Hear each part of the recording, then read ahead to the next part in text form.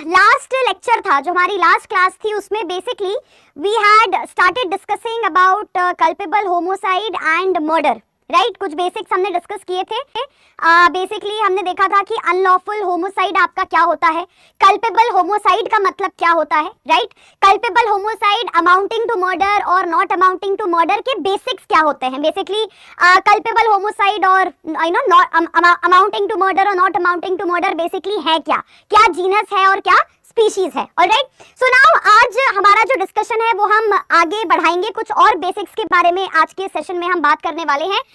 आप section number 100 के अंदर में कल्पेबल होमोसाइड पढ़िए या आप मर्डर पढ़िए सेक्शन नंबर 101 के अंदर में, दोनों में एक चीज कॉमन है। कॉमन क्या है भाई? डेथ देखो कल्पेबल होमोसाइड में भी हो रही है ना, और डेथ आपका मर्डर में भी हो रही है। क्योंकि अल्टीमेटली बेसिक बात यहाँ पे समझने वाली क्या है कि मर्डर क्या होता है। मर्डर कल्पेबल होमोसाइड ही होता है, और कल्पेबल होमोसाइड का बेसिकली मतलब क्या होता है? किलिंग ऑफ अ ह्यूमन, जो कि पनिशेबल है। तो ये बेसिक सी लॉजिकल सी बात है। आदमी मर दोनों ही सेक्शंस में रहा है, आदमी मर सेक्शन 100 में भी रहा है और आदमी मर सेक्शन 101 में भी रहा है, क्योंकि कल्पेबल होमोसाइड दोनों ही जगह आपका हो रहा है। क्योंकि ultimately killing and death of a human is the basic ingredient culpable homicide और मर्डर का, ठीक है। तो मरना दोनों ही सेक्शंस में आपको देखने को मिलेगा। अब देखो होता क्या है, जब आप कल्पेबल होमोसाइड या फिर मर्डर दोनों की डेफिनेशंस को अगर आप देखते हैं, डेफिनेशंस काफी हद तक आपको सेम ही देखने को मिलती हैं। मेरी बात ध्यान से सुनना। डेफिनेशन अगर आप एक ऐसा कंपैरिजन करके देखना कि कल्पेबल होमोसाइड सेक्शन 100 में क्या बताया गया है और culpable homicide not amounting to murder section 101 में क्या बताया गया है, डेफिनेशंस आपको 80% तक सेम देखने को मिलने वाली है। डेफिनेशंस में बहुत ज्यादा अंतर नहीं है, बहुत ज्यादा डिफरेंस आपका नहीं है, ठीक है। डिफरेंस कहां आता है वो हम डिस्कस करेंगे, बट डेफिनेशंस लगभग आपको सेम देखने को मिलेंगी। जो इन्होंने तरीका बताया है किसी आदमी की जान लेने का, उसका भी रीजन क्या है? उसका रीजन देखो, सिंपल सी बात यह है कि कल्पेबल होमोसाइड यानी कि सेक्शन 100 में जितनी सारी बातें लिखी हुई हैं, वही सारी बातें सेक्शन 101 के अंदर में भी लिखी हुई हैं। कभी कंपेयर करके देख लेना, जो बातें, अगेन आई एम रिपीटिंग, जो बातें सेक्शन 100 के अंदर में लिखी हुई हैं, वही बातें सेक्शन 101 में भी लिखी हुई हैं। इसका बेसिक रीजन क्या है? क्योंकि भाई मर्डर जो है ये अल्टीमेटली है क्या? ये अल्टीमेटली आपका कल्पेबल होमोसाइड ही है। तो जो एसेंशियल्स, जो इंग्रेडिएंट्स कल्पेबल होमोसाइड के सेक्शन 100 में दिए हैं, वो जाहिर सी बात है कि सेक्शन 101 मर्डर में भी वही इंग्रेडिएंट्स होंगे, वही एसेंशियल आपके होंगे, सिर्फ उनका लेवल थोड़ा बढ़ा दिया जाएगा, उनकी इंटेंसिटी, उनकी ग्रेविटी थोड़ी बढ़ा दी जाएगी, बट दोनों के जो बेसिक एसेंशियल हैं, जो बेसिक रिक्वायरमेंट्स हैं, वो सेम ही होते हैं। क्योंकि मर्डर अपने आप में कोई अलग चीज नहीं है, अल्टीमेटली है तो कल्पेबल होमोसाइड ही, ठीक है। अब जब आप ये बात समझ गए हैं कि दोनों की डेफिनेशंस लगभग सेम है, सेक्शन 100 और सेक्शन 101 का कंटेंट आपका लगभग सेम है, तो डिफरेंस कहां आता है? मतलब अब दोनों सेम है, इसका मतलब ये तो नहीं है कि culpable homicide amounting to murder और नॉट अमाउंटिंग टू मर्डर एक ही बात है, दोनों में डिफरेंस तो है ना। तो डिफरेंस पकड़ा जाता है इनकी बेराट की लैंग्वेज से, ठीक है। ये जो हम काफी ज्यादा परेशान होते हैं ना कि क्या कहते हैं ये जो हम काफी ज्यादा परेशान होते हैं कि भाई कल्पेबल होमोसाइड और आपके अमाउंटिंग टू मर्डर और नॉट अमाउंटिंग टू मर्डर में एग्जैक्टली डिफरेंस क्या है? डिफरेंस कोई बहुत ज्यादा नहीं है, डिफरेंस पकड़ना बहुत आसान है। अगर आप बैराक में लिखी दोनों के सेक्शंस को आप कंपेयर कर लो, आप वहीं से डिफरेंस पकड़ना स्टार्ट कर जाओगे। तो डिफरेंस बेसिकली कुछ शब्द हैं जिनके बेसिस पे देखा जाता है। अब वो शब्द क्या हैं? अब वो शब्द बेसिकली कुछ इस तरीके के हैं। अगर आप कल्पेबल होमोसाइड वाला सेक्शन देखते हैं, मतलब अगर आप सेक्शन नंबर 100 देखते हैं, तो यहाँ पे आपको कुछ शब्द देखने को मिलेंगे विच इज लाइकली, ठीक है। अब जो लोग जो आपके सबको इंग्लिश का ये शब्द तो पता ही होगा, लाइकली शब्द से क्या लग रहा है? लाइकली शब्द से ये लग रहा है कि उतनी ज्यादा श्योरिटी नहीं है, उतनी ज्यादा सर्टेनिटी नहीं है। मतलब अगर मैं आपसे ये कहूं कि द सन क्या कहते हैं, मतलब सूरज को उगने को लेके आप लाइकली वर्ड नहीं यूज कर सकते, क्योंकि वो आपको पता है कि सूरज उगेगा ही उगेगा डेफिनेटली कल, ठीक है। कल पानी गिरेगा या नहीं गिरेगा, हाँ, इसको लेके आप लाइकली वर्ड यूज कर सकते हो, क्योंकि दोनों ही चांसेस हैं कि पानी गिर भी सकता है या पानी नहीं भी गिर सकता है, राइट। तो कल्पेबल होमोसाइड के सेक्शन नंबर 100 में बेसिकली आपको देखने को क्या मिलता है? लाइकली वर्ड बहुत ज्यादा देखने को मिलता है। मतलब मरने के चांसेस, मरने का मारने का तरीका, ये सब कुछ का लेवल थोड़ा सा कम है, इसलिए लाइकली वर्ड यूज किया गया है। मतलब आदमी मर भी सकता है और आदमी जिंदा भी बच सकता है, ये हमें पता नहीं है, दैट विल डिपेंड, मतलब दोनों ही पॉसिबिलिटी हो सकती है, ठीक है। लेकिन जब आप मर्डर वाला सेक्शन देखते हो, यानी कि आप सेक्शन नंबर 101 देखते हो, तो वहां पे क्या लिखा हुआ है, यहाँ पे लिखे हुए हैं कुछ इस तरीके के शब्द, जैसे कि ऑफेंडर नोज, मतलब मारने वाला पर्सन ये जानता है कि मुझे कहां पे मारना है, मारने वाला पर्सन ये जानता है कि मेरे कहां पे मारने से सामने वाला पर्सन मर जाएगा, तो मतलब इंटेंसिटी हाई चली गई, मरने के चांसेस हाई हो गए, मरने की प्रोबेबिलिटी क्या हो गई, हाई हो गई, ठीक है। सिमिलरली एक और उसमें एक लाइन लिखी हुई है, जिस एक्ट से आपने मारने की कोशिश की है सामने वाले पर्सन को, जिस तरीके से आपने किसी व्यक्ति की डेथ कॉज करने की कोशिश की है, वो तरीका इतना ज्यादा डेंजरस है कि वो हर हाल में आदमी को मार ही डालेगा। फॉर एग्जाम्पल, अगर आप तलवार लेके किसी आदमी का गला काट दो, तो इसमें कोई सोचने वाली बात ही नहीं है कि कोई भी आदमी बचेगा, क्योंकि ये एक्ट ही इतना डेंजरस है कि तलवार से किसी का गला काटे जाने पर आदमी बच ही नहीं सकता, that is next to impossible, ठीक है। तो अब इसमें भी क्या हो रहा है, डेथ के चांसेस यानी कि बढ़ गए, प्रोबेबिलिटी हाई हो गई। या फिर किसी पर्सन को इस तरीके से मारना जो कि काफी है, ऑर्डिनरी कोर्स ऑफ नेचर में वो एक्ट काफी है कि किसी आदमी की भी जान ले सकता है। फॉर एग्जाम्पल, मैं आपको 20वें माले पे ले जाके अगर नीचे धक्का मार दूं, तो 20वें माले से किसी भी आदमी को धक्का मारा जाएगा तो आदमी मरेगा ही मरेगा बेसिकली। तो ये कुछ शब्द आपको मर्डर में देखने को मिलते हैं, मर्डर की जो डेफिनेशन है, बाकी चीजें आपको सेम देखने को मिलेंगी। कल्पेबल होमोसाइड में जो लिखा है वही मर्डर के सेक्शन में भी लिखा है, जो 100 में लिखा है वही 101 में लिखा है, लेकिन ये शब्द कुछ डिफरेंस क्रिएट कर देते हैं। जैसे कल्पेबल होमोसाइड में लाइकली लिखा हुआ है, लेकिन यहाँ पे लिखा हुआ है कि ऑफेंडर को पता है कि कहाँ मारना है, क्योंकि वही मारने से आदमी मरेगा। ऑफेंडर को पता है कि मैं जो कर रहा हूं वो इतना डेंजरस है कि आदमी हर हाल में मरेगा। ऑफेंडर को पता है कि मेरा ऐसे करने से किसी भी आदमी की मौत हो जाएगी। तो बेसिकली हो क्या रहा है दोनों सेक्शंस में कि यहाँ पे मारने का इरादा, मारने का तरीका, ठीक है, मरने के चांसेस यानी कि प्रोबेबिलिटी, ठीक है, जिस तरीके से मारा जा रहा है, क्योंकि यहाँ पे तो तुम पूरी कोशिश कर रहे हो ना कि सामने वाला बच्चे ही ना, मतलब हर हाल में खत्म ही हो जाए, तो तुम्हारे मारने वाला एक्ट भी वैसे ही होगा, तुम डेंजरस एक्ट यहाँ पे अपनाओगे।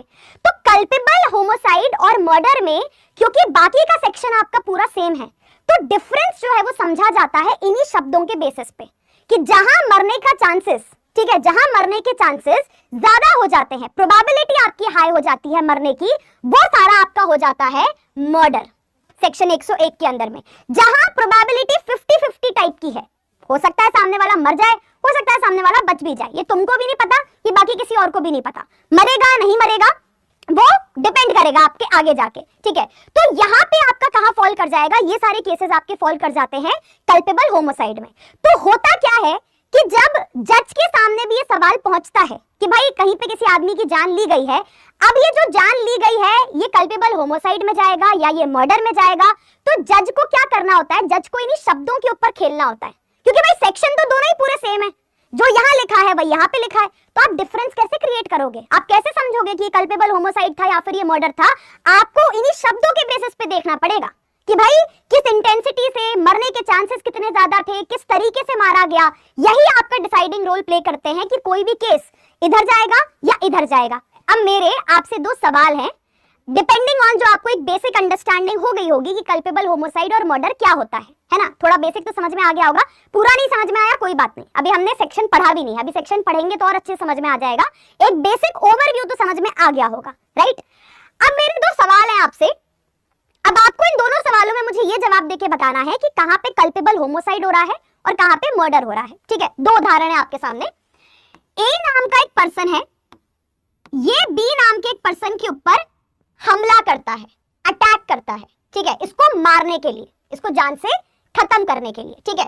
अब किस तरीके से अटैक करता है, तो ए बेसिकली उठाता है एक शार्प नाइफ, शार्प नाइफ बोले तो वो जो कसाईयों के पास होता है ना चाकू, जिससे जानवर काटा जाता है, ठीक है, उस वाले चाकू से ए ने बी के ऊपर अटैक किया उसको मारने के लिए, तो ए बी को खत्म करना चाहता था, उसकी जान लेना चाहता था, ठीक है।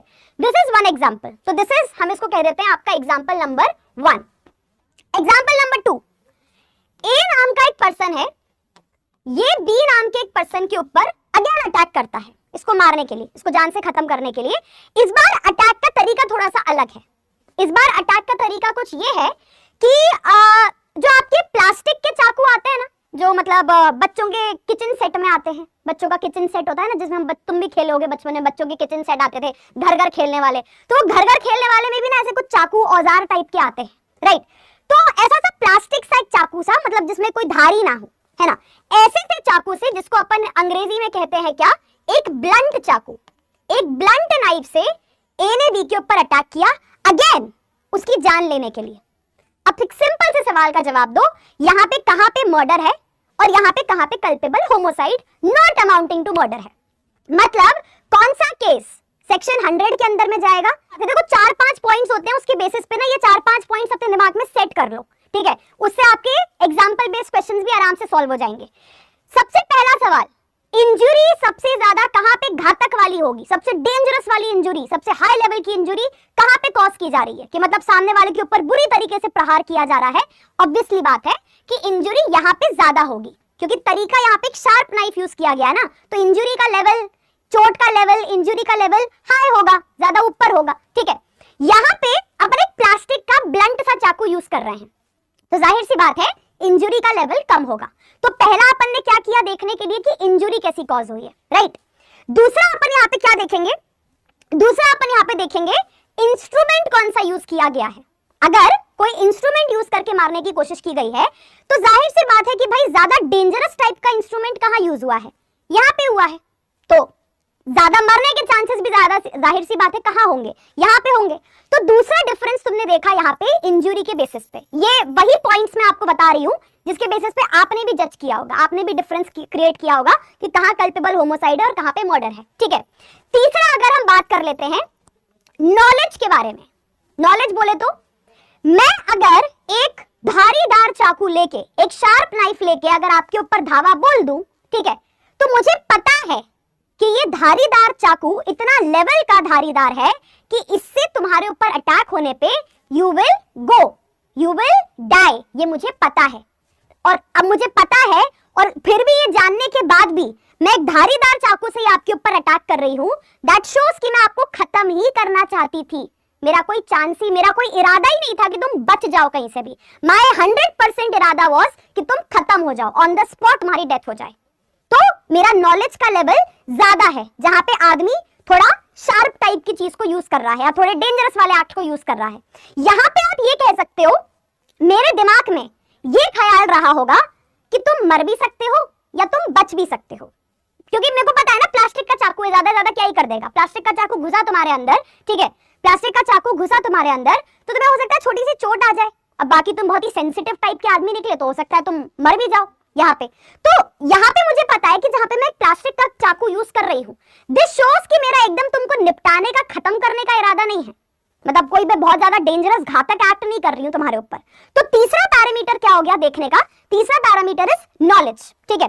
चौथा पैरामीटर, कौन से वाले केस में आदमी की निश्चित मौत तय है, तो जाहिर सी बात है, ठीक है, कि यहाँ पे निश्चित मौत तय है, मरने के चांसेस यहाँ हाई है ना, प्रोबेबिलिटी यहाँ पे हाई है, प्रोबेबिलिटी यहाँ पे उतनी तो हाई है नहीं आदमी। तो चौथा आपने क्या देखा कि प्रोबेबिलिटी कहाँ पे थी मारने की, यहाँ पे। तो कुल मिला के हर चीज हाई कहाँ पे है, हर चीज हाई आपकी यहाँ पे है। तो ये हो गया आपका मर्डर और दूसरा हो गया आपका कल्पेबल होमोसाइड, ठीक है। तो यही बात जो मैंने आपको बताई कि देखो यहाँ पे जो अभी मैंने थोड़ी देर पहले आपको एक पॉइंट बोला कि मौत जो है, डेथ जो है, वो दोनों जगह हो सकती है। हो सकता है यहाँ पे भी आदमी मर जाए, यहाँ पे भी आदमी मर जाए। ब्लंट, ऐसा तो नहीं है ना कि ब्लंट नाइफ मारने से आदमी मर ही नहीं सकता, हो भी सकता है मर जाए, और यहाँ पे तो आदमी मर ही रहा है। तो डेथ आपकी दोनों जगह कॉज हो सकती है, राइट।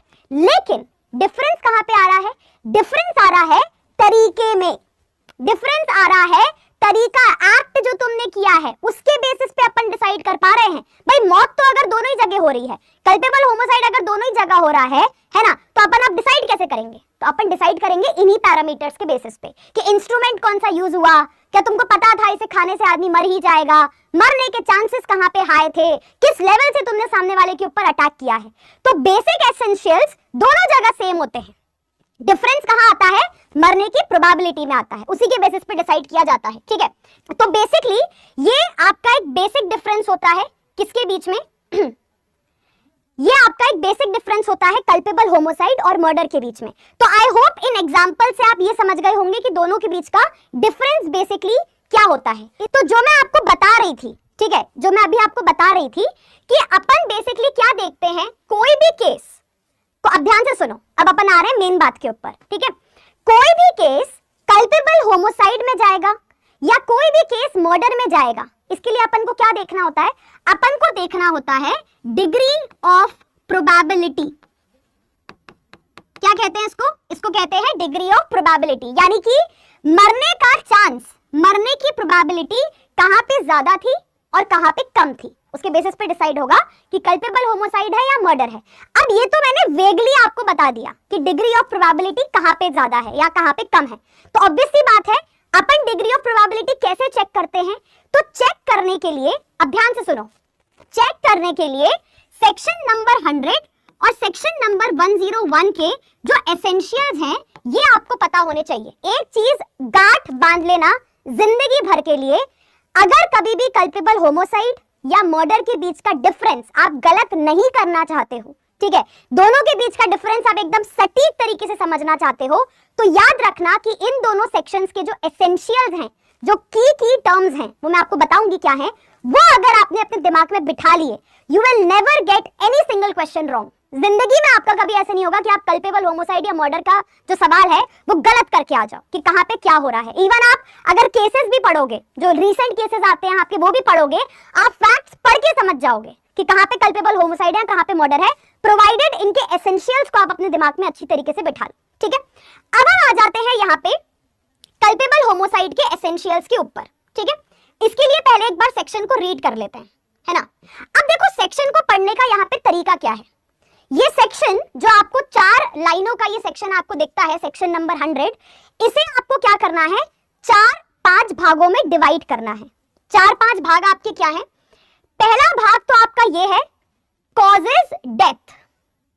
अपनी बैराक में मार्क कर लो अगर बैराक है आपके पास तो, ठीक है। पहला भाग, पहला एसेंशियल क्या हो गया सेक्शन का? Causes death. वही बात मैंने आपको बताई कि भाई कल्पेबल होमोसाइड में मरना तो जरूरी है, मौत यहां पे भी होगी, मौत 101 में भी होगी, क्योंकि अल्टीमेटली ये है क्या? Culpable homicide. कल्पेबल होमोसाइड क्या है? किसी आदमी की मृत्यु कारित करना। तो मृत्यु तो होनी पड़ेगी ना, तभी तो कल्पेबल होमोसाइड पिक्चर में आएगा। अगर आदमी मरा ही नहीं तो फिर तो अटेम्प्ट हो गया, फिर तो कल्पेबल होमोसाइड हो ही नहीं सकता यहाँ पे। तो पहला इंपॉर्टेंट आपका एसेंशियल क्या है? डेथ कॉज होना। डेथ यहाँ पे भी है और डेथ वहां पे भी है, 100 में भी है, 101 में भी है, ठीक है। दूसरा एसेंशियल क्या है? आपने एक एक्ट किया होना चाहिए। अब सीधी सी बात है ना, आप किसी को मारोगे तो मारने के लिए कुछ करना तो पड़ेगा ना, तो an act needs to be done, ठीक है। अब तीसरा यहां पे क्या है? With the intention of causing death.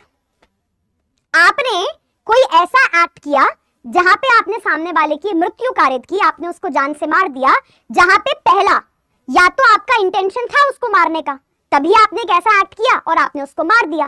तो अभी सिंपली देखो, आप किसी को मारना चाहते थे तो आपने एक एक्ट किया और उससे आपने उसकी डेथ कॉज कर दी, ठीक है, पहली बात। दूसरा क्या है, मतलब तीसरा, चौथा एसेंशियल इसका क्या है? Intention of causing such bodily injury as is likely to cause death. यह है इसका चौथा एसेंशियल। अब यहां पे क्या लिखा है? यहां पे ध्यान से देखो, ये नहीं कह रहे कि मैं आपको मार रही हूं, ये कह रहे हैं कि मैंने आपको बुरी तरीके से घायल किया है, मैंने आपको बुरी तरीके से चोटिल किया है। तो मेरा इरादा, मेरा इंटेंशन आपको मारने का नहीं था, मैंने कभी सोचा भी नहीं था अपने सपनों में कि मैं आपकी जान ले लूंगी, मैं आपको मार दूंगी। मेरा इंटेंशन था आपको बॉडीली इंजुरी कॉज करने का। मैं सिर्फ आपको मारने पीटने आई थी, मैं सिर्फ आपको घायल करने आई थी। अब हो सकता है कि मेरे मारने पीटने से सामने वाले पर्सन की हॉस्पिटल में डेथ हो जाए, तो उस मारने पीटने से, उस मारने पीटने का जो वो इंटेंसिटी है, वो हो सकता है कि सामने वाला मर भी जाए या सामने वाला नहीं भी मरे, लेकिन अपन ने मारने के बारे में सोचा तक नहीं है, अपना मारने का कोई इरादा ही नहीं है, अपन ने सिर्फ सामने वाले को मारने पीटने का सोचा था। उस मारने पीटने की वजह से हो सकता है वो मर जाए या वो ना मरे। तो अब यहाँ पे नोटिस करो क्या लिखा है?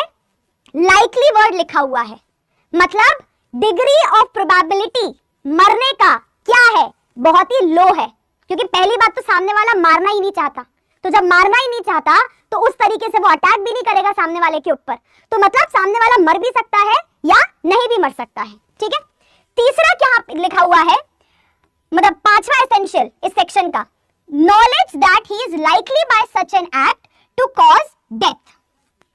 अब पांचवा वाला पॉइंट क्या कहता है, आप एक एक्ट कर रहे हैं, आप एक एक्ट कर रहे हैं जहां पे आप एक घातक, एक डेंजरस एक्ट कर रहे हैं।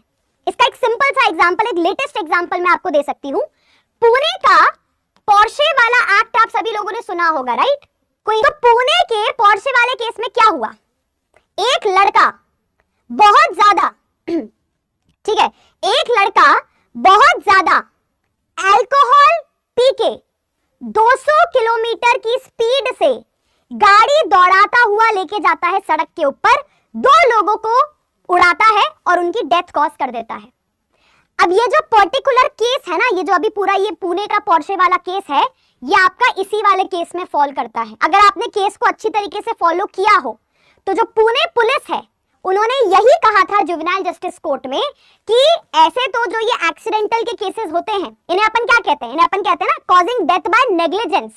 ये कॉजिंग डेथ बाय नेग्लिजेंस है, ये तो लापरवाही है, लेकिन लापरवाही तब होती है, अब ध्यान से सुनना, लापरवाही तब होती है जब आपको ये ना पता हो कि आपके ऐसा करने से कुछ ऐसा हो सकता है। जहां पे आपको पता है कि ऐसा करने से कोई किसी ना किसी को तो तुम उड़ा के लेके जाओगे सड़क के ऊपर, तो फिर इसमें लापरवाही किस बात की है?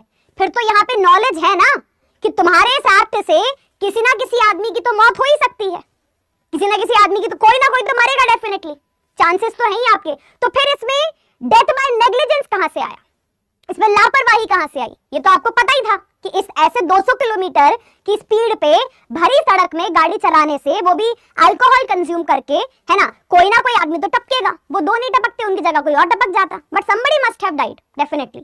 तो ये यहाँ पे फॉल करता है।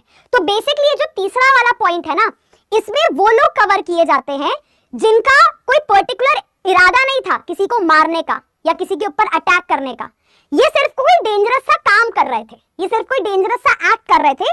फॉर एग्जांपल, मैं एक भरी भीड़ में गोलियों से धाय गोली चलाना स्टार्ट कर दूं, ठीक है, एक भरी भीड़ के अंदर में, राइट, मैं एक गन उठा के गोली से धाय चलाना स्टार्ट कर दूं। यहां पे मेरा इंटेंशन नहीं है डेथ कॉज करने का, तो I am not following in the first category, ठीक है, ना ही मैं आपको कोई बॉडीली इंजरी कॉज कर रही हूं जिससे आपकी डेथ हो सकती है, क्योंकि मैं तो आपको कुछ कर ही नहीं रही ना, मैं तो बस हवा में गोलियां चला रही हूं धाय। लेकिन ये जो मैं एक्ट कर रही हूं हवा में गोलियां चलाने का, मुझे ये पता है, एज अ पर्सन मुझे ये पता है कि मेरे इस एक्ट से अगर गोली किसी को लग गई तो क्या सामने वाला बचेगा? सामने वाला मर जाएगा। तो आपको नॉलेज है इस बात का कि आपका ये जो एक्ट है ये डेंजरस है, जिससे किसी की डेथ हो सकती है। अगर किसी को गोली लग गई तो सामने वाला पर्सन मर भी सकता है। तो हम कहते हैं कि सामने वाले पर्सन ने क्या किया है, ऑफेंस ऑफ कल्पेबल होमोसाइड किया है। ये अभी मैंने बेसिक डेफिनेशन बताई है। अब ये मैंने बेसिक सेक्शन आपको बताए हैं कि आप ये समझ जाएं कि इस सेक्शन के 5 एसेंशियल्स होते हैं कुल मिला के, ठीक है। अब इन 5 एसेंशियल्स को वन बाय वन समझते हैं। अब इनका अच्छी तरीके से हम क्या करेंगे, यहाँ पे डाइसेक्शन करेंगे, ठीक है।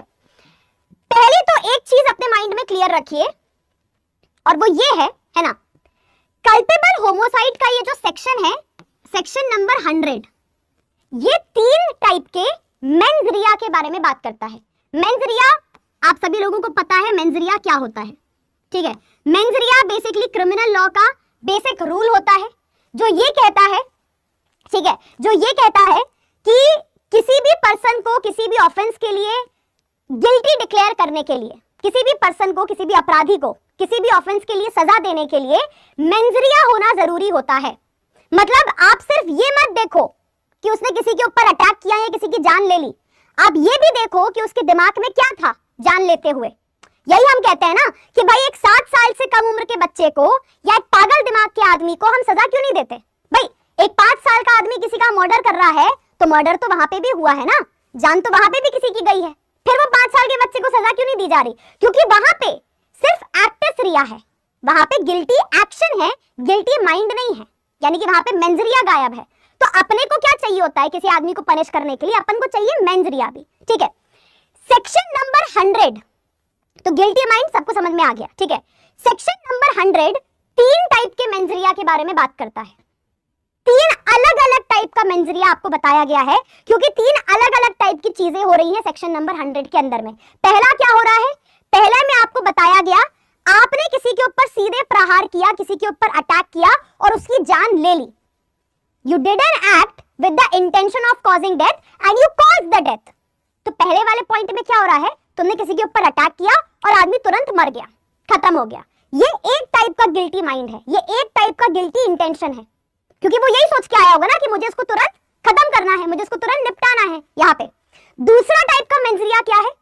जहां पे आप किसी को मारना नहीं चाहते, आपने मर्डर के बारे में, डेथ के बारे में सोचा तक नहीं है, लेकिन आपने सिर्फ सामने वाले पर्सन के ऊपर अटैक किया, उसको घायल किया, उसको बॉडीली इंजरी आपने कॉज की। आप मारना नहीं चाहते थे, आपका डेथ कॉज करने का इंटेंशन नहीं था, आप सिर्फ उसको मारने पीटने के लिए आए थे। अब आपकी किस्मत खराब कि उस मारने पीटने की वजह से वो आदमी मर गया।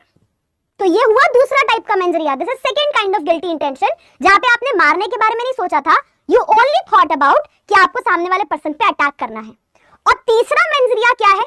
तीसरे वाले में ना तो तुमने मारने के बारे में सोचा और ना ही तुमने सामने वाले पर्सन के ऊपर कोई अटैक किया, तुमने कोई उसको बॉडीली इंजरी कॉज की, ना तुमने उसको किसी तरीके से घायल किया। तुम सिर्फ एक डेंजरस काम कर रहे थे, तुम सिर्फ एक डेंजरस एक्ट कर रहे थे, ठीक है, जहां पे शायद तुम्हारे एक्ट के डेंजरस होने की वजह से किसी ना किसी पर्सन की जान जा सकती थी। तो सेक्शन नंबर 100 के ये जो तीन मेन पॉइंट्स हैं, ये आपको बताते हैं कि कल्पेबल होमोसाइड में तीन टाइप का मेंस रिया होता है। आदमी तीन अलग अलग इरादों से किसी की मृत्यु कारित करता है, किसी की जान लेता है, ठीक है। तो तीन टाइप का मेंस रिया आपका हो जाता है। अब यहाँ पे ठीक है, अब यहाँ पे जो पॉइंट मैं आपको बता रही थी है ना, ये सारे पॉइंट्स जो अब हमने देखे, कौन से पॉइंट्स हमने यहाँ पे देखे, ठीक है, मैं अभी तीन मेन पॉइंट्स के बारे में ही बात कर रही हूँ, ठीक है। तीन पॉइंट्स हमने कौन से देखे? पहला तो हमने देखा इंटेंशन ऑफ कॉजिंग डेथ, ठीक है। दूसरा हमने देखा बॉडीली इंजरी, और तीसरा हमने देखा नॉलेज, राइट। तो पांच जो एसेंशियल मैंने आपको बताया इस सेक्शन के, उन पांच में से जो सबसे तीन मोस्ट इंपॉर्टेंट हैं वो है ये तीन, intention of causing death, bodily injury और नॉलेज। अब 2 मिनट का समय लो, 2 मिनट भी क्या, 1 मिनट का समय लो, सेक्शन नंबर 101 देखो, मर्डर वाला, और मुझे देख के बताओ कि क्या ये तीनों शब्द वहां पे भी नहीं दिए हुए हैं? ये तीनों शब्द intention of causing death, bodily injury और नॉलेज, क्या ये तीनों शब्द वहीं पे भी नहीं दिए हुए हैं? यही बातें लिखी हैं। वहां का भी पहला पॉइंट है इंटेंशन ऑफ कॉजिंग डेथ, वहां का दूसरा पॉइंट है ऑफेंडर नोज मतलब नॉलेज, ठीक है। वहां का भी पॉइंट है bodily injury that is imminently dangerous या sufficient in the ordinary course of nature to cause the death. तो कहानी पूरी सेम है, ये तीनों पॉइंट्स ये यहाँ है, ये वहां भी आपको देखने को मिलेंगे, क्योंकि अगेन वही बात है, बेसिक प्रिंसिपल याद रखो कि ये कल्पेबल होमोसाइड है और वो मर्डर है। मर्डर क्या है? मर्डर इसी का एक हिस्सा है, इसी का एक पार्ट है। तो जो आपको ज्ञान सेक्शन 100 के अंदर में देखने को मिल रहा है, यही सारा ज्ञान सेक्शन 101 में भी दिया हुआ है, सिर्फ इन्होंने क्या कर दिया है, कुछ शब्दों को यहाँ पे ऐड कर दिया है, क्योंकि सारे मर्डर्स क्या होते हैं, सारे मर्डर्स कल्पेबल होमोसाइड ही होते हैं। तो कल्पेबल होमोसाइड के ये जितने एसेंशियल्स हैं, causing death, by doing an act, intention of causing death, bodily injury, knowledge, ये सब सारा ज्ञान तुमको वहां पे भी देखने को मिलने को देखने वाला है, वहां पे भी लिखा हुआ है, क्योंकि ultimately bodily injury, knowledge, intention of causing death, ये सारी चीजें वहां पे भी हैं, क्योंकि अल्टीमेटली मर्डर है क्या, मर्डर इसी का एक पार्ट है, कल्पेबल होमोसाइड का ही पार्ट है। तो कल्पेबल होमोसाइड के जो ये बेसिक एसेंशियल्स हैं, जो ये बेसिक एसेंशियल्स हैं, ये सारे आपको वहां पे भी देखने को मिलेंगे। सिर्फ वहां पे इन्होंने क्या किया है, कुछ भारी भारी शब्दों का यूज किया है, offender knows, sufficiently dangerous, imminently dangerous. तो ये सारे क्या कर रहे हैं, यही आपको दिखाते हैं कि देखो यहाँ पे डेथ का चांस कम है, वहां डेथ का चांस अपन बढ़ा रहे हैं, प्रोबेबिलिटी जो है वो उसको अपन यहाँ पे क्या कर रहे हैं, इंक्रीज कर रहे हैं, ठीक है। अब यहाँ पे एसेंशियल्स के ऊपर थोड़ा अच्छे से डाइसेक्शन कर लेते हैं, ठीक है। पहला यहाँ पे क्या लिखा है, पहला एसेंशियल मैंने आपको क्या बताया कल्पेबल होमोसाइड का, कि भाई मृत्यु होना जरूरी है, death has to be caused. अगर डेथ नहीं होगा मतलब killing of a human is necessary, आदमी की मौत नहीं होगी तो कल्पेबल होमोसाइड पिक्चर में ही नहीं आएगा, वो आपका मर्डर हो या नॉट अमाउंटिंग टू मर्डर हो। तो टूर आपका सेक्शन 100 या 101 दोनों में से कुछ भी लगने के लिए पहले तो अपन को मौत चाहिए, पहले अपन को डेथ ऑफ अ ह्यूमन यहाँ पे चाहिए, ठीक है। अब यहाँ पे आ जाता है एक और कॉन्सेप्ट, कॉन्सेप्ट वैसे अलग सेक्शन का है बट मेरा ये मानना है कि ये कॉन्सेप्ट आपको यही समझ लेना चाहिए क्योंकि यहीं पे इसके बारे में बात की जा रही है, राइट। अब अपन एक सिंपल सा एग्जांपल ले लेते हैं। भूल भुलैया पिक्चर देखिए सबने, you all must have seen भूल भुलैया, पहली वाली जिसमें अपना अक्षय कुमार होता है और शाइनी आहूजा होता है जो बेचारा रेप के केस में अंदर चला गया, ठीक है। फिर अपनी वो विद्या भाभी होती है उसमें, है ना। भूल भुलैया पहली वाली सबने देखी है। भूल भुलैया वाली मूवी में एक सीन होता है, वो जो अपनी विद्या भाभी है ये बेसिकली चाय में जहर उड़ेल देती है और वही जहर की चाय उठा के नंदिनी जो है अपने सिद्धार्थ भैया को जाके दे रही होती है और इतने में अपना आदित्य आता है, अक्षय कुमार आता है दौड़ता घबराता, है ना, और ये चाय को उड़ेल देता है। तो अपन थोड़ा सा चेंज कर देते हैं कहानी को। अब मान लो कि वही चाय, अब वो पॉइजन है, जहर मिला है उसमें, तो मतलब वो जहर वाली चाय जो भी आदमी पिएगा वो मरेगा जरूर, ठीक है। अब वो जहर वाली चाय दी तो शाइनी आहूजा को दी गई थी, तो कायदे से शाइनी आहूजा को मरना था, लेकिन शाइनी आहूजा नहीं मरा और वही चाय अपन मान लेते हैं कि आदित्य ने पी ली, यानी कि अक्षय कुमार ने पी ली, ठीक है। अब मेरे पहले सवाल का जवाब दो, यहाँ पे क्या यहाँ पे मृत्यु कारित हुई है? क्या यहाँ पे किलिंग ऑफ अ ह्यूमन हुआ है? हुई है ना, आदित्य मर गया ना, अक्षय कुमार मर गया ना, वो जहर वाली चाय जो शाइनी आहूजा को देनी थी वो अक्षय कुमार जी पी गए, तो डेथ हुई ना। अब यहाँ पे यही जो सवाल है, यही पॉइंट आपको बेसिकली पढ़ाया जाता है ट्रांसफर ऑफ मैलिस के अंदर में। ट्रांसफर ऑफ मैलिस में आपको बेसिकली क्या बोला जाता है कि भाई तुम मारना चाहते थे ए को, गलती से मर गया बी, है ना।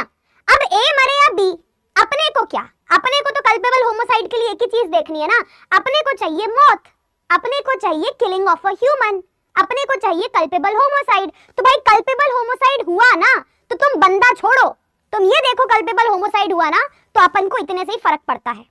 तो डेथ हैज टू हैपन, मारने वाला जिसको मारने जा रहा था वो मरे या वो ना मरे, उसके बजाय कोई और मर जाए, हमें कोई फर्क नहीं पड़ता, हमें चाहिए मौत। मौत हुई है ना, कहानी खत्म, कल्पेबल होमोसाइड आपका वहां पे लग जाएगा।